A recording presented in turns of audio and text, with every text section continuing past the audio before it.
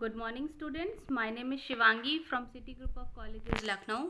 और आज के लेक्चर में हम बीकॉम सेमेस्टर 6 में fundamentals of entrepreneurship and project planning में यूनिट 1 को कवर करेंगे। अर्लियर हमने एंटरप्रेन्योरशिप क्या होता है उसके बारे में जाना था, कैपिटलिस्ट कौन है, किस तरीके से डिफरेंस होता है, एंटरप्रेन्योर कौन सा होता है, एंटरप्रेन्योरशिप क्या होता है, उनके कंसेप्ट, ऑब्जेक्टिव्स, उनके ट्रेंड्स, माइंडसेट्स, इन चीज़ों के बारे में लेक्चर्स में ऑलरेडी डिस्कस कर रखा है। अब हम आज के लेक्चर में जो डिस्कस करने जा रहे हैं students, that is entrepreneurial motivations के किस तरीके से एंटरप्रेन्योर को दिया जाता है, किस तरीके से एंटरप्रेन्योर खुद मोटिवेट होता है, इस चीज़ों के बारे में आज डिस्कस करेंगे। तो let's start with the today's lecture students. Motivation से क्या समझ में आता है स्टूडेंट? मोटिवेशन जो वर्ड है वो मोटिव से बना है और मोटिव का मतलब होता है to move, right? Motivation is the process that motivates a person into action and induce him to continue the course of action till the achievement of the goal. इसका मतलब है स्टूडेंट्स कि मोटिवेशन मतलब कि खुद को मोटिवेट करना या बाय द अदर फैक्टर्स, जो एक्सटर्नल फैक्टर्स हैं उनके थ्रू मोटिवेट हो जाना और उसमें जो भी एक्शंस करना ताकि आपका जो गोल है वो आप अचीव कर सके। Clear? Motivation is the willingness to do something. ये एक तरीके की विलिंगनेस होती है जो इंटरनली इंसान के अंदर आती है एज एन ह्यूमन बीइंग, या फिर एक्सटर्नल फैक्टर्स लेके आते हैं जैसे मैनेजर्स हो गए या आपके अदर एम्प्लॉयज़ हैं या आपके कलीग्स हैं, वो आपके अंदर मोटिवेशनल एक स्पिरिट लेके आए कि हाँ आप ये काम कर सकते हैं, आप ये काम कर लें, इस तरीके की चीज़ें। तो this is the willingness. Clear? ये एक कंडीशन होती है जो कि actions ability to satisfy some need of an individual, यानी आपके जो भी नीड्स हैं, आपने कुछ डिज़ायर कर रखी है, सपोज करिए कि आपको भूख लगी है, राइट? तो वहाँ पे क्या होगा? सबसे पहली चीज़ है तो आपके अंदर एक डिज़ायर है कि हाँ आपको भूख लगी है, फिर आप मोटिवेटेड हुए, या तो आप सेल्फ हुए कि हाँ मुझे कुछ खा लेना चाहिए बना के, या किसी अदर पर्सन ने, आपके कलीग ने कहा नहीं तुम कुछ बना लो और खा लो। तो इस तरीके से आप मोटिवेट हुए अपनी हंगर को फुलफिल करने के लिए। इन द सेम रीज़न जो एंटरप्रेन्योर होता है उसको या तो वो खुद मोटिवेटेड रहता है कि हाँ मुझे ये पर्टिकुलर बिजनेस करना चाहिए, उसमें इतना प्रॉफिट कमाना चाहिए, बिजनेस और ग्रो करे, उसके लिए मैं मोटिवेटेड रहूँ और प्रोडक्शन करूँ, या उसको अदर फैक्टर्स जो है मोटिवेट करते रहें, उसके कलीग्स हो जाएं, जो जो जो कॉम्पिटिटर्स होते हैं बेसिकली वो मोटिवेट कर रहे हों कि कॉम्पिटिटर्स अच्छी ग्रो कर रहे हैं तो वो भी सोचे कि नहीं मुझे भी करना चाहिए और मैं भी एक अच्छी ग्रो करूँ। तो that is the point here motivation means. Clear? Motivation को बहुत ऑथर्स ने डिफाइन किया है। Let's see one of them, that is Dalton के according motivation refers to the way in which drive, desire या एप्रिसिएशन या नीड्स डायरेक्ट, कंट्रोल और explain the behaviour of a human being. यानी human being के behaviour को, जो भी उसके ड्राइव्स हैं, उसके डिज़ायर्स हैं, उनको फुलफिल करने के लिए जो बिहेवियर जनरेट होता है, that is known as motivation. Then another definition is that motivation refers to the way in which the desire, need, direct, control or explain the behavior of human being. Clear? तो यहाँ पे motivation को एक तरीके से अगर बताएं तो motivation is a ongoing process. ये ऐसा नहीं कि आज हो गया, आज हम मोटिवेटेड हो गए, दैट्स इट, कि आप एक एंटरप्रेन्योर हैं और आप आज मोटिवेटेड हो गए कि हाँ मुझे अपना बिजनेस करना चाहिए और काम खत्म। नहीं, ये एक ऑनगोइंग प्रोसेस है। ओके ये ह्यूमन की नीड है, एक डिज़ायर है ताकि वो अपनी वांट्स को सेटिस्फाई कर सके। क्लियर? तो यहाँ पे अगर हम बात करते हैं तो यहाँ पे अगर हम देख लें तो ये एक डायग्रामेटिकली प्रेजेंट कर रहा है जो बता रहा है कि ये कंटिन्यूस प्रोसेस है। कैसे? सबसे पहले एक नीड आई। नीड्स मतलब क्या हो गई? जो डिज़ायर या वांट्स आपके अंदर हैं पर्टिकुलर चीज़ के लिए, जैसे यहाँ पे एग्जांपल में need for the food and water, need for friend. ठीक है, तो ये किस तरीके की नीड्स होती हैं? साइकोलॉजिकल नीड्स होती हैं या फिजियोलॉजिकल नीड्स होती हैं। क्लियर? देन आप उसके लिए ड्राइव होते हैं यानी मोटिवेट होते हैं, तो उसमें आप क्या करते हैं? आप हंगर है या थ्रस्ट है, ये आपके ड्राइव्स हो गए जिसके बिहाफ पे आपको पता चलता है कि आपको किस चीज़ की नीड है। क्लियर? देन गोल क्या है? फूड गोल हो गया आपका, या वाटर गोल हो गया। वाटर गोल कैसे हो गया? सपोज करिए आपको पानी की नीड है, वाटर की नीड आई, तो वाटर की नीड क्यों आई? क्योंकि आपके ड्राइव्स क्या थे? आपको प्यास लगी थी, आप थर्स्टी थे। जब आप थर्स्टी थे तो आपका गोल क्या हुआ कि मुझे पानी मिल जाए और मैं पानी पी लूँ. क्लियर. तो need, drive and goal are the 3 key words needed in my motivation. Clear. अब हम बात करते हैं entrepreneurial motivation. Entrepreneur motivation students already हम डिस्कस कर चुके हैं कि what do you mean by entrepreneur. Entrepreneur वो पर्सन होता है जो कि बिजनेस को रन करता है, सेटअप करता है और नए नए इनोवेशंस और आइडियाज़ के साथ बिजनेस को आगे कैरी फॉरवर्ड करता है. क्लियर. तो यहाँ पे उसके जो मोटिवेशनल फैक्टर्स आते हैं, जैसे कि किस तरीके के फैक्टर आ सकते हैं एंटरप्रेन्योर के लिए, कि वो अचीव करे अपना जो भी उसका गोल है. Need of power, need of affiliation, these are the basic needs an entrepreneur need for its motivational factors. Clear. अब हम बात करते हैं क्या क्या फैक्टर्स आते हैं मोटिवेशनल के एंटरप्रेन्योर के पॉइंट ऑफ व्यू से.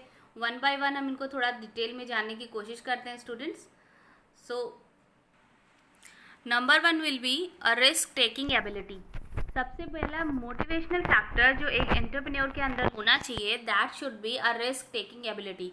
यानी जो भी एंटरप्रेन्योर्स हैं उनके अंदर ये एबिलिटी होनी चाहिए कि वो रिस्क को बियर कर सके. मतलब रिस्क अगर है किसी उसमें बिजनेस फर्म में या जो भी उनका इनोवेटिव आइडिया है तो उसके लिए वो तैयार हों. Clear.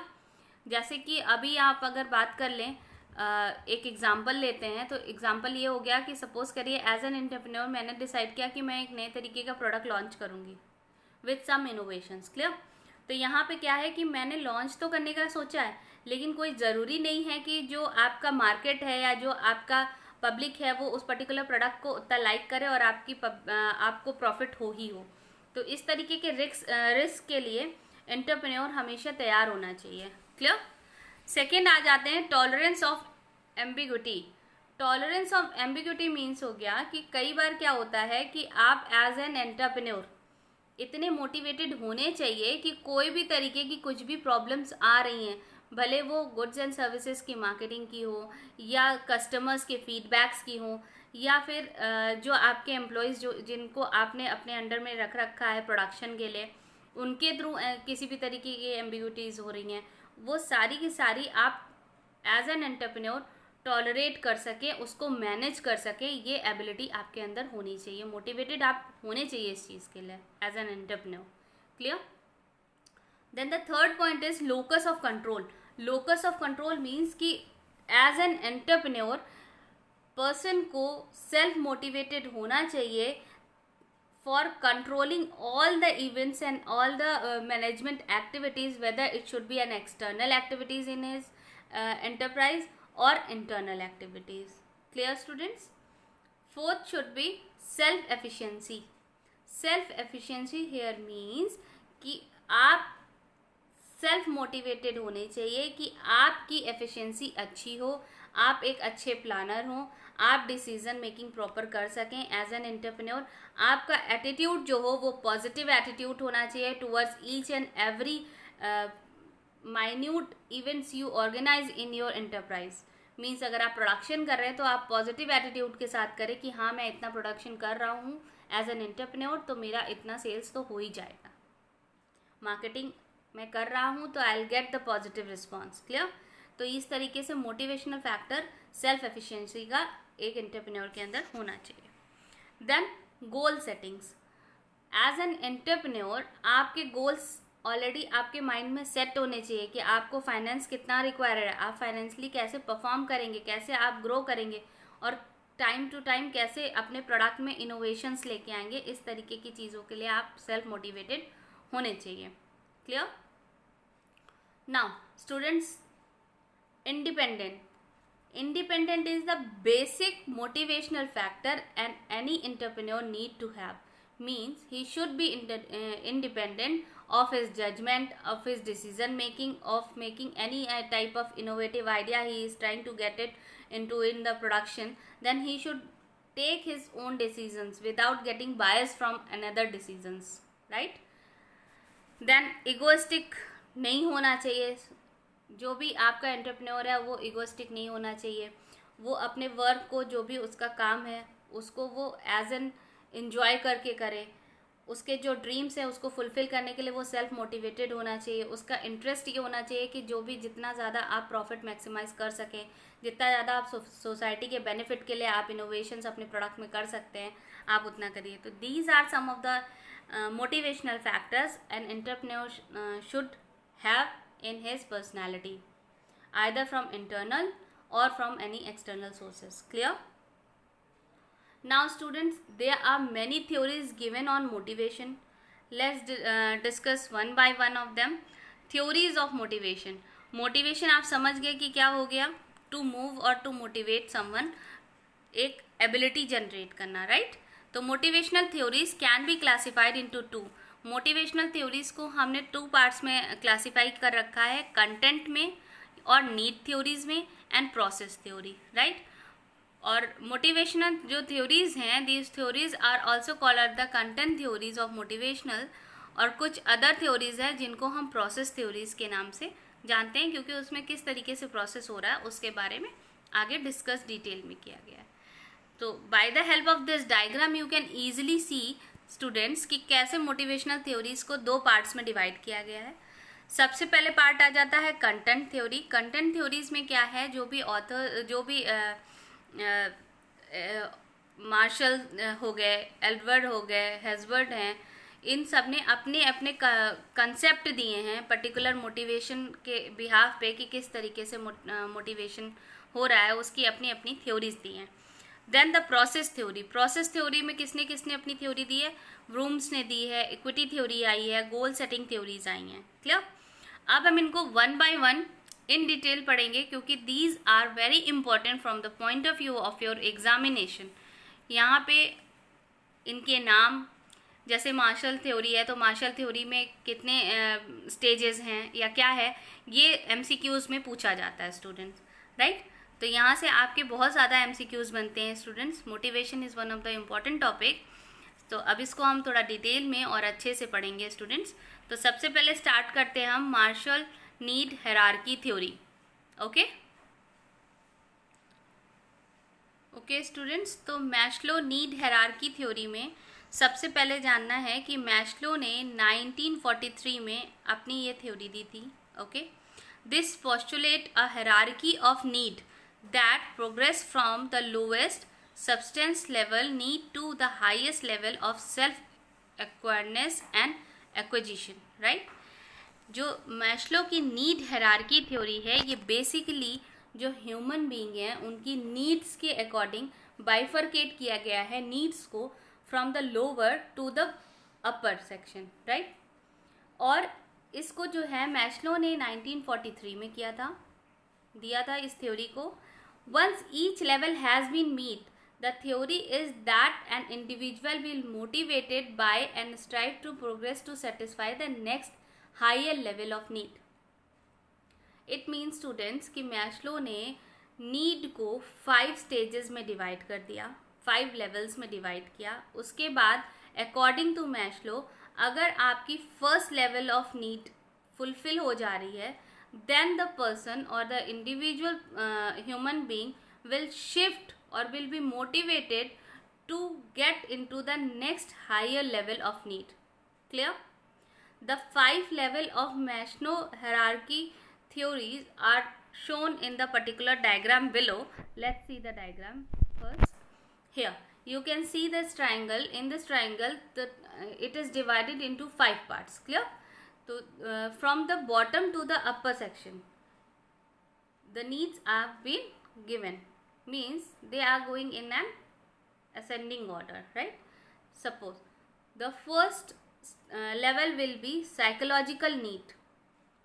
Psychological needs are the needs which are for the survival of any human being. What are the needs given by the Maslow? Air, shelter, water, food, sleep, sex. Clear? These are the psychological needs or survival needs, which are the basic needs for which a human being is motivated self. Once he is motivated and satisfied with all the needs in the psychological needs level, he himself get motivated for the upper level, that is safety and security level, right, of need. Here person will motivated himself or by the other factor to get satisfied for his security purpose से भी और safety के लिए वो अपनी needs को fulfil करने की कोशिश करेगा, मोटिवेट होगा. Then once he is fulfilling all his needs over the second level, he will shift his motivational level to the third level, that is the social need. Now he decided to have some friends, some family, some circle, right? तो इस तरीके से ये second level of need से third level of need पे as an consumer आ जाएगा, right? उसके बाद जैसे उसका थर्ड लेवल यानी सोशल नीड्स फुलफिल हो जाती हैं, he will get into the motivational factors to get into the self-esteem, confidence and achievements level. Okay, उसके बाद वो क्या करेगा, सेल्फ स्टीम नीड्स को फुलफिल करने की कोशिश करेगा, अचीवमेंट्स को पाने की कोशिश करेगा, उसके लिए मोटिवेटेड रहेगा. Clear? When he will get into the fourth level of motivational need hierarchy theory, then he will shift himself to the fifth level, that is the self acquisition, यानी क्रिएटिविटी, प्रॉब्लम सॉल्विंग, इस तरीके की needs को वो fulfil करेगा. तो this is all Maslow hierarchy need theory, right? अब इनको डिटेल में एक बार हम लोग जान लेते हैं. सबसे पहले आ जाता है हमारा psychological need. Psychological needs are the basic needs for food, clothing, shelter. An organisation help in satisfying the psychological need of its employed by offering them adequate wages, right? यानी अगर आप कहीं पे एज एन एम्प्लॉय काम कर रहे हैं तो आपकी जो साइकोलॉजिकल नीड है, नीड्स किस तरीके की होती हैं, साइकोलॉजिकल होती हैं, सेल्फ स्टीम होती है, बहुत तरीके की. Psychological are the basic needs which are fulfilled by the help of a person own wages और salary. Clear? According to the Maslow theory, until this needs are satisfy the degree such as, कौन कौन सी needs हो गई, food हो गई, clothing हो गई, shelter हो गई, जब तक का ये नीड सेटिस्फाई नहीं होती है, पर्सन डज नॉट मूव और does not get motivated for another level of satisfaction his need. Clear? Once this basic needs are satisfied, they do not longer motivated the individual. एक बार ये need satisfy हो जाती हैं, जो basic needs हैं, तो उसके लिए फिर जो पर्सन, जो भी इंडिविजुअल है, वो आगे फिर मोटिवेट नहीं होता है, क्योंकि वो ऑलरेडी सेटिस्फाई हो रही है उसकी वेजेस से. क्लियर? सेकेंड आ जाता है हमारा safety and security need. Once the psychological needs of an individual are met, एक बार जो भी उसकी साइकोलॉजिकल नीड्स हैं यानी जो बेसिक नीड्स हैं वो फुलफिल हो जाती हैं, उसको फूड मिल रहा है प्रॉपर, उसका शेल्टर है, उसके पास घर है, उसके जितनी भी बेसिक नीड्स हैं वो फुलफिल हो रही हैं, then the individual aim to satisfy his safety and security. जब आपके पास एक घर हो जाए, एक छत है, तो फिर अब आपकी नेक्स्ट नीड क्या आ जाती है कि वहाँ पे सेफ्टी हो, मतलब जो सेफ रहें आप, सिक्योर्ड रहें. तो these needs need to be included to be free from the fear of physical, psychological or financial harm, right? Once the individual feels the responsibility of safety and security, he or she turns his or her attention to developing relationship with the other. जैसे ही उसे लगता है कि उसकी basic needs fulfil हो गई हैं, फिर वो मोटिवेट होगा नेक्स्ट किस पे, अपनी सेफ्टी एंड सिक्योरिटी पे. वंस वो फील कर ले कि हाँ उसकी सेफ्टी एंड सिक्योरिटी है, मतलब उसको कोई फाइनेंशियल हार्म नहीं है, उसको कोई फिजिकल हार्म नहीं है, उसको कोई साइकोलॉजिकल हार्म नहीं है, then he shift himself to the social needs, right? The third level. Social needs means, social needs are also called as the belongingness needs और need for love. Clear? Social, यहाँ पे as an word social से ही समझ में आ रहा है कि societal needs को फुलफिल करना. किस तरीके की नीड्स होती हैं स्टूडेंट्स? ये manager can satisfy the needs of the employee by allowing the social interaction between them by means of appropriating office layout, coffee break. Means यहाँ पे क्या होता है, जैसे ही एम्प्लॉय की अपनी बेसिक नीड्स ख़त्म हुई, देन उसकी सेफ्टी आ गई कि हाँ उसको सैलरी टाइम पे मिल जाएगी, उसका किसी भी तरीके का फिजिकल हार्म नहीं हो रहा है, देन वो उसके बाद क्या होगा, एज एन मैनेजर क्या करेगा, एम्प्लॉय को इंटरेक्ट करने का टाइम देगा. ऑर्गेनाइजेशन में, इंटरप्राइज में, कहाँ पे, जैसे कॉफ़ी ब्रेक टाइम दे दिया या ऑफिस लेआउट्स इस तरीके के बना दिए जहाँ पे लंच या ब्रंच कर सकते हैं। तो इस तरीके की फैसिलिटी सोशल नीड्स में होती हैं और जो फुलफिल करते हैं मैनेजर्स। क्लियर। देन आ जाते हैं हम esteem needs. Esteem needs means self esteem needs. Self esteem means self image को पॉजिटिव बनाना, अपनी सेल्फ रिस्पेक्ट करना। This is the self esteem need. This level represent the higher needs of human. ये higher level पे needs होती हैं, second higher level पे needs है। They include the desire to have a positive self image and obtain respect from others. यहाँ पे क्या होता है, किसी भी ऑर्गेनाइजेशन में जो एम्प्लॉयज़ होते हैं वो ये मोटिवेटेड रहते हैं, वो ये चीज़ चाहते हैं कि उनकी सेल्फ इमेज अच्छी हो और उन्हें और भी एम्प्लॉयज़ से प्रॉपर रिस्पेक्ट मिले, राइट। जैसे कि किस तरीके से यहाँ पे मोटिवेट कर सकते हैं आप अपने एम्प्लॉयज़ को एज एन एंटरप्रेन्योर। तो आप क्या कर सकते हैं, आप उन्हें थोड़ा हाइक दे दें, मीन्स कि आप बोनस प्रोवाइड कर दें, या उन्हें वेल फर्निश्ड ऑफिस प्रोवाइड कर दें, या कार दे दें, ट्रांसपोर्ट फैसिलिटी दे दें, या अदर तरीके के बेनिफिट्स दे दें, क्लब मेंबरशिप दे दें, एजुकेशनल फीस उनके बच्चों के लिए कर दें। Such measures of a part of an organisation help to satisfy the esteem need of its employees. Clear. तो यहाँ पे एम्प्लॉयज़ की जो स्टीम नीड होती है वो किस तरीके से फुलफिल होती है आपने आराम से देख लिया। Clear. Now the next one is your self acquisition need. Self acquisition needs में क्या होता है स्टूडेंट, मास्लो की ये सबसे टॉप मोस्ट लेवल होता है, ये 5th लेवल पे आता है, सबसे टॉप पे आता है। और इसमें क्या होता है, जो मैनेजर होते हैं expert feel that employee need for the self acquisition can be satisfy by allowing them to participate in decision making. यहाँ पे क्या होता है कि जो भी डिसीजंस होते हैं ऑर्गेनाइजेशन के, वहाँ पे एम्प्लॉयज़ को पार्टिसिपेट कराया जाए, तब उनकी सेल्फ एक्विजिशन नीड्स जो होती, क्रिएटिविटी नीड्स जो होती, वो फुलफिल होती। क्लियर।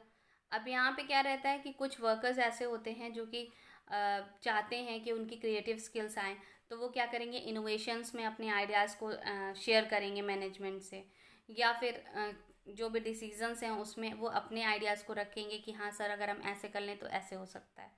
क्लियर। तो दीज आर द 5 नीड्स जो कि बॉटम टू टॉप चलती हैं। उसके बाद आ जाते हैं अब कुछ लिमिटेशंस के बारे में मैस्लो की थ्योरी की। The number of research studies have been conducted on the need hierarchy theory in organization. The study revealed that the human need do not always emerge in the hierarchy manner. यहाँ पे जो सबसे बड़ी limitation है वो ये है कि मैस्लो ने तो बता दिया कि आपकी 5 हायरार्कीज़ हैं नीड्स की, लेकिन कई बार ऐसा होता है कि आपकी जो नीड्स हैं वो हायरार्की में नहीं चलती हैं। मीन्स आपकी बेसिक नीड फुलफिल हो गई तो आप ज़रूरी नहीं है कि आप सेफ्टी सिक्योरिटी में जाए, आप सेल्फ स्टीम में जा सकते हैं। ये डिपेंड करता है इंडिविजुअल टू इंडिविजुअल। क्लियर। तो this is the limitation of Maslow hierarchy theory, need hierarchy theory. I hope आपको मोटिवेशन पे ये लेक्चर समझ में आया होगा students. Thank you for today's lecture.